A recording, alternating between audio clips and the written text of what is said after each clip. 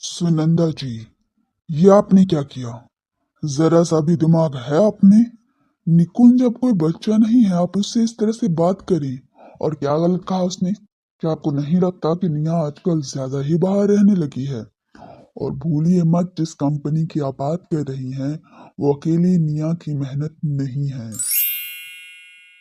Hello story seekers, welcome to the OJC ink FM. और आप सुन रहे हैं बंधन एक मर्यादा, रिटेन बाय शालिनी चौधरी।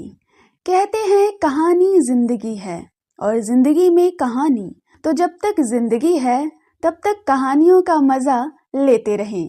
तो चलिए चलते हैं कहानी के ओर। दिल्ली, भार्गव मेंशन। सुनंदा जी ने बस एक सुझाव देने के लिए ही निकुंज को खरी खोटी सुना दी थी।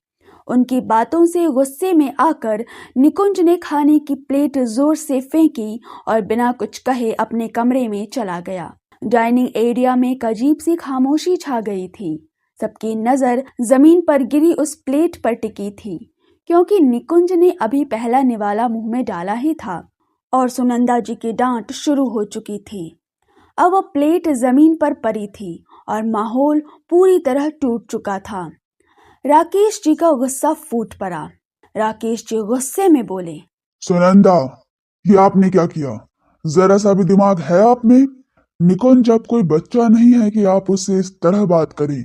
और क्या गलत कहा उसने? कि आपको नहीं लगता कि निया आजकल ज्यादा ही बाहर रहने लगी है? और भूलिए मत, जिस कंपनी की आप बात कर रही हैं वो अकेली निया की मेहनत नहीं है। उस कंपनी के स्टार्टअप से लेकर कंपनी बनने तक और कंपनी से ब्रांड बनने तक निया से ज्यादा मेहनत प्रार्थना ने की है। किस इन्वेस्टर को लाना है, किस तरह के क्लाइंट लेने हैं और परमानेंट कैसे करना है, और कंपनी को इंटरनेशनल मार्केट तक कैसे पहुंचाना है, ये सब प्रार्थना की मेहनत है, ना कि निया की। यहाँ बैठे सब जानते हैं कि निया बस कंपनी के चेयर पर बैठने जाती है और कुछ नहीं। सो प्लीज इस कंपनी की धमकी मेरे बेटे को मत दीजिए, क्योंकि निकुंज ने अपने करियर के लिए खुद मेहनत की है। आज वो रॉ का सबसे टॉप लिस्टेड ऑफिसर है तो अपने ही दम पर है। इसलिए मेरे हीरे की बराबरी किसी से मत कीजिए तो बेहतर होगा। पूरे कमरे का माहौल बिगड़ चुका था। सुनंदा जी की आंखों से आंसू बहने लगे। स्थिति संभालने के लिए करण आगे आया। करण राजेश जी को देखते हुए बोला, पापा, आप गुस्सा मत करिए, छोड़िए ये सब बातें, आप खाना खाइए, मैं निकुंज को बुला कर लाता हूँ। करण उठने ही वाला था कि पार्थवी बोल पड़ी, भाई आप मत जाइए, कोई फायदा नहीं है। भाई अभी बहुत गुस्से में होगा और गुस्से में अगर उसने कुछ कह दिया तो बात और बिगड़ जाएगी। इससे अच्छा मैं चली जाती हूँ, भाई का खाना वहीं कमरे में खिला दूंगी। करण वापस बैठ गया। पार्थवी एक प्लेट में खाना लेकर निकुंज के कमरे की ओर चली गई। डाइनिंग एरिया में अब सब चुपचाप खाना खा रहे थे। सबको देखते हुए करण मन में बोला, वैसे निकुंज ने सही ही कहा है, समय खराब है, ऐसे में रात भर बाहर रहना सुरक्षित नहीं है। खासकर मेरी निया इतनी मासूम है कि कोई भी उसे बेवकूफ बना सकता है। बस एक बार राज और निया की शादी हो जाए, फिर मेरी सारी टेंशन खत्म हो जाएगी। वहीं दूसरी तरफ बिहार, मधुबनी, चौधरी निवास। सब खाना खा चुके थे। बंधन ने सारा काम समेट लिया था। वो खाना खाए हुए बर्तन धो रही थी। करीब 10 मिनट बाद वो काम से फ्री हुई। घर की सारी लाइटें बंद की और अपने कमरे में जाकर लैपटॉप ऑन किया। उसी वक्त केशव भी आ गया। वह भी वेबसाइट विजिट कर रहा था। लगभग 1 घंटा बीत चुका था, लेकिन कोई भी कंडीशन बंधन को पसंद नहीं आ रही थी। वो हर ऑप्शन रिजेक्ट कर रही थी। केशव चिढ़ते हुए, दीदी, आपको करना क्या है? मतलब आपके पास एक्सपीरियंस नहीं है तो आपको इंटर्नशिप ही करनी होगी, और इंटर्न के लिए इससे ज्यादा स्टाइपेंड नहीं मिलता। किसी एक को सेलेक्ट तो करो। बंधन केशव को देखते हुए बोली, हाँ मैं जानती हूँ कि मुझे इंटर्न के तौर पर इससे ज्यादा नहीं मिलेगा, लेकिन सोचो, दिल्ली जैसे शहर में 10,000 रुपए से क्या होगा? रूम का रेंट ही इससे ज्यादा है। और वैसे भी पापा बुआ से बात कर रहे हैं, उन्हें भी तो रेंट देना होगा, वो खुद भी तो रेंट पर ही रहती हैं। और पता नहीं बुआ भी क्या कहेंगी। केशव ने हामी में सिर हिलाया और फिर से अपने काम में लग गया।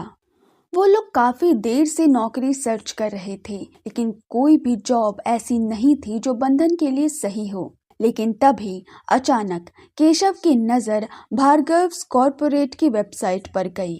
उसने फौरन लिंक पर क्लिक किया। वेबसाइट खुली तो वहां कई सारी जॉब वैकेंसीज दिखाई दी, लेकिन हर पोस्ट में कोई ना कोई ऐसा क्राइटेरिया था जो बंधन से मैच नहीं कर रहा था। फिर अचानक केशव की नजर पीए पोस्ट की वैकेंसी पर ठहर गई। उसने ध्यान से डिटेल्स पढ़ी। क्राइटेरिया था कि कैंडिडेट किसी भी स्ट्रीम से ग्रेजुएट होना चाहिए, उसे इंग्लिश और हिंदी भाषा पर अच्छी पकड़ होनी चाहिए, कंप्यूटर की बेसिक नॉलेज जरूरी है और इंटरव्यू में स्पीकिंग स्टाइल व पर्सनैलिटी टेस्ट लिया जाएगा। लेकिन सबसे चौंकाने वाली बात, इस पोस्ट के लिए शुरुआती सैलरी थी 50,000 रुपए। इतना ही नहीं, कंपनी की तरफ से एक फ्लैट और ट्रांसपोर्टेशन का पूरा खर्च भी कंपनी उठा रही थी। इतना पढ़ते ही केशव एकदम से उछल पड़ा। वो खुशी से उछलते हुए बोला, दीदी ये देखो कितना अच्छा जॉब ऑफर है, पैसा भी ज्यादा है और ऊपर से घर और ट्रांसपोर्टेशन का खर्चा भी कंपनी दे रही है। बंधन, जिसकी आंखें नींद के मारे बंद हो रही थी, ये सुनते ही एकदम खुल गई। वो आंखें बड़ी बड़ी करके पूरी डिटेल्स पढ़ने लगी और फिर उदास होकर बोली, ऑफर तो अच्छा है, लेकिन इसमें कितने लोग अप्लाई करेंगे, मेरा सिलेक्शन थोड़ी होगा। बंधन की इस बात पर अब केशव को गुस्सा आ गया और उसने गुस्से में ही कहा, हाँ, आप पहले से ही मान चुकी हो कि आपका सिलेक्शन नहीं होगा, और अगर नहीं होगा तो नहीं होगा, कौन सा वो आपसे आपकी प्रॉपर्टी छीन लेंगे। इतना कहते हुए केशव ने फॉर्म भर दिया। बंधन बस बेचारा सा मुंह बनाए बैठी रही। बंधन केशव से बोली, अच्छा ठीक है, चलो देखते हैं क्या होता है। केशव ने मुस्कुराते हुए कहा, सब बढ़िया होगा, आप सो जाओ, मुझे भी नींद आ रही है और कल राज भैया भी आने वाले हैं, चलो गुड नाइट। बंधन मुस्कुराकर शुभ रात्रि। इसके बाद केशव अपने कमरे में चला गया। बंधन बिस्तर से उठी, पहले वॉशरूम गई, फिर वापस आकर कमरे का दरवाजा लॉक किया और सुबह का अलार्म सेट किया और सो गई। दिल्ली, भार्गव्स मेंशन। पार्थवी एक प्लेट में खाना लेकर निकुंज के कमरे के बाहर खड़ी थी। वो बार बार दरवाजे पर लगी बेल बजा रही थी, लेकिन अंदर से कोई जवाब नहीं आ रहा था।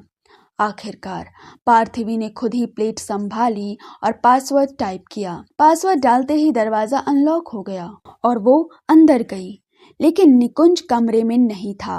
पार्थिवी ने चारों ओर नजर दौड़ाई तो देखा निकुंज बालकनी में खड़ा था, बहुत शांति से आसमान को निहारते हुए। पार्थिवी प्लेट लेकर बालकनी में आ गई और टेबल पर रखते हुए बोली, भाई आओ खाना खा लो। आपको तो पता है ना घर में सबने निया को कितना सर पर चढ़ा रखा है, तो इस बात को लेकर इतना अपसेट क्यों होना। निकुंज गुस्से में बोला, लेकिन हर बार उसका और मेरा कंपेयर करना भी तो जरूरी नहीं है। करियर के मामले में उसने जो चाहा किया और मैंने जो चाहा किया, तो इसमें मुझे ही हर बार बेइज्जत क्यों किया जाता है। पार्थवी निकुंज के बगल में खड़ी होकर बोली, छोड़ो ना भाई, इन सब बातों से क्या हो जाएगा, लेकिन अगर आप खाओगे नहीं तो यह आपकी सेहत के लिए अच्छा नहीं होगा, समझे ना। निकुंज खुद को कंट्रोल करते हुए बोला, क्या गलत कहा था मैंने? अच्छा ही तो सोचा था ना, फिर माँ हर बार मुझे ही क्यों सुनाती हैं? अगर मैं अपनी चॉइस छोड़कर बिजनेस में आ जाता तो उन्हें बहुत अच्छा लगता। ये कैसे सोच है?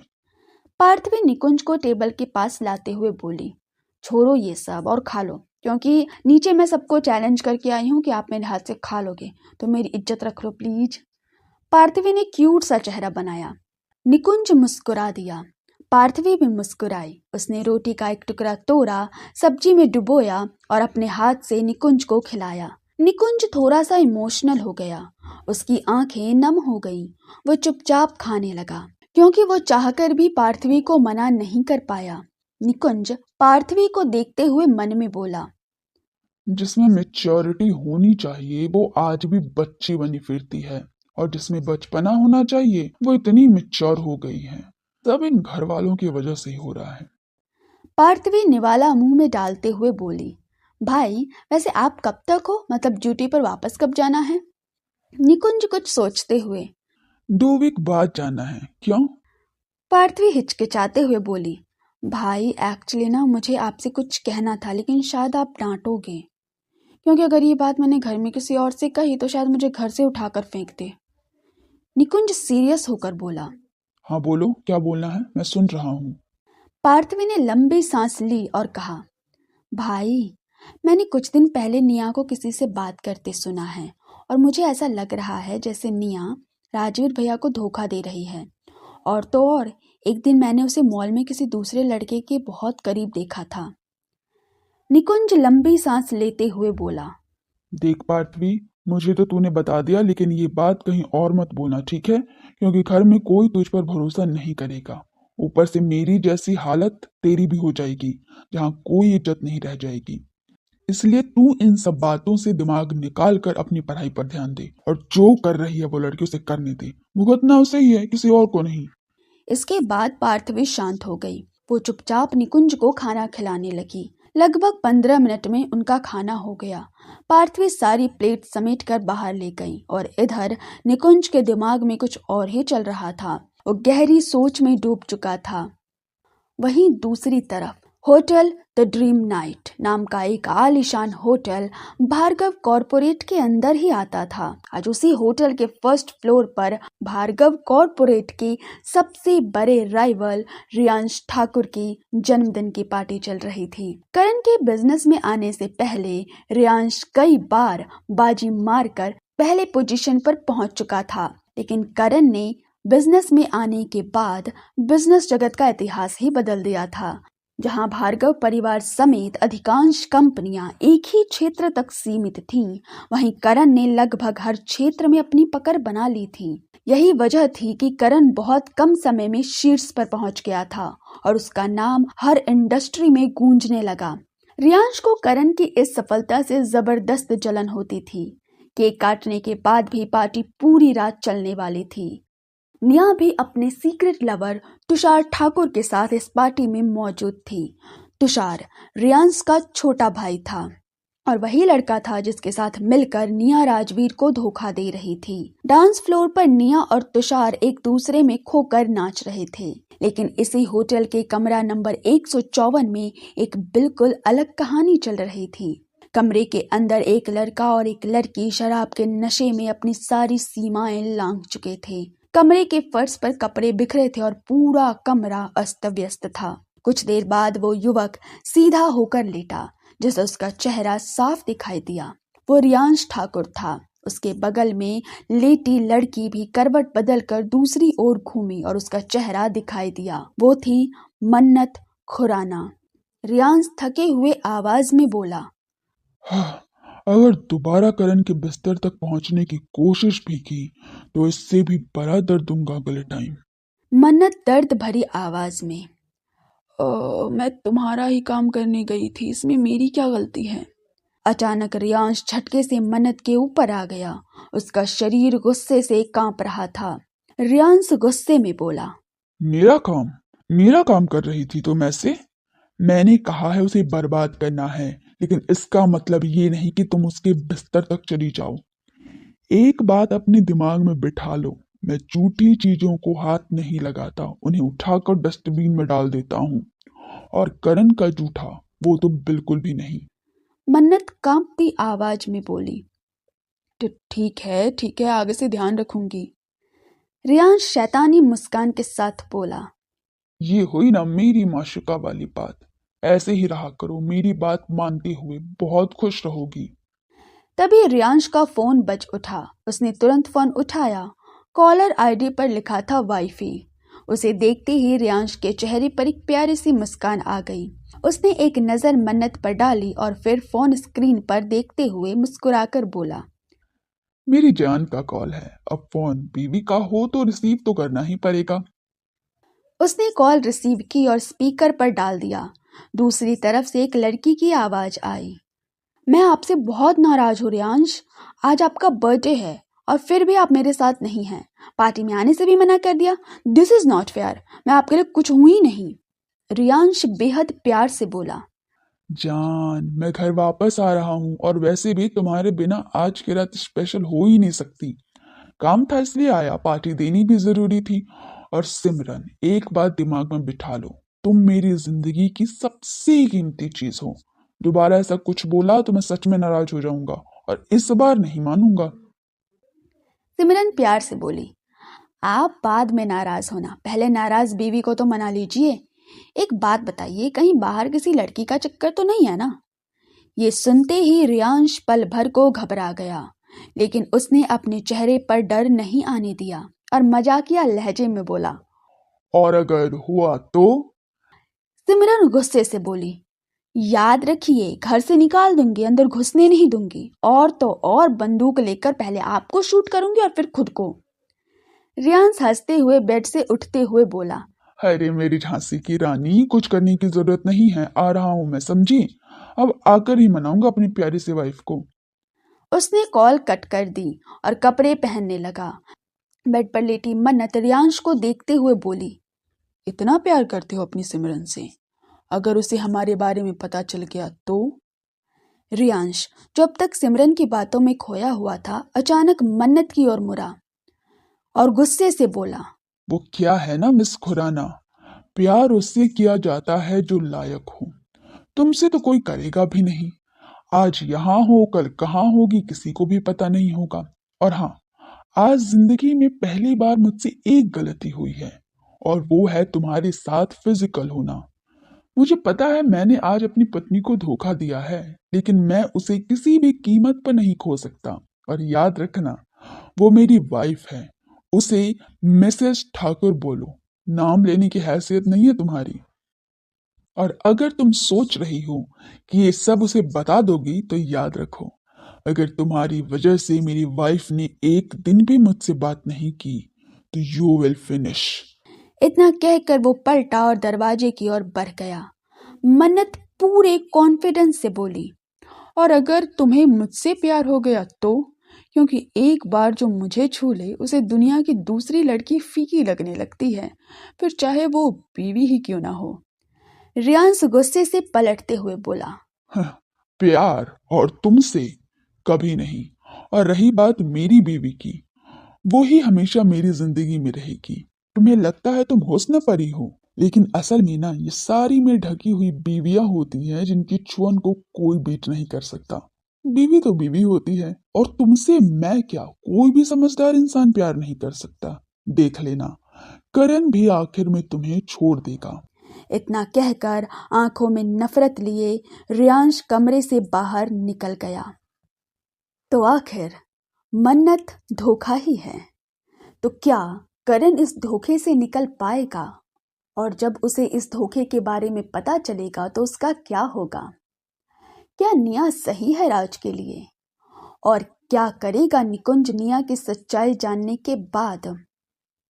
आज का ये भाग इन्हीं सवालों के साथ खत्म होता है और आप सुन रहे थे बंधन एक मर्यादा, मेरे यानी श्रुति चौधरी की आवाज में। ये कहानी आपको कैसी लग रही है, कमेंट में बताइए। और अगर आप अब तक बंधन को सुन रहे हैं तो इसका मतलब है कि आप जुड़ चुके हैं कहानी से। तो चैनल को सब्सक्राइब भी कर लीजिए ताकि बंधन के आने वाले सारे एपिसोड्स आपको मिलते रहें और उसका एक भी हिस्सा मिस ना हो। आप बंधन से मिल सकते हैं हर सोमवार, बुधवार और शुक्रवार को। तब तक के लिए शुक्रिया। Bye. Take care story seekers.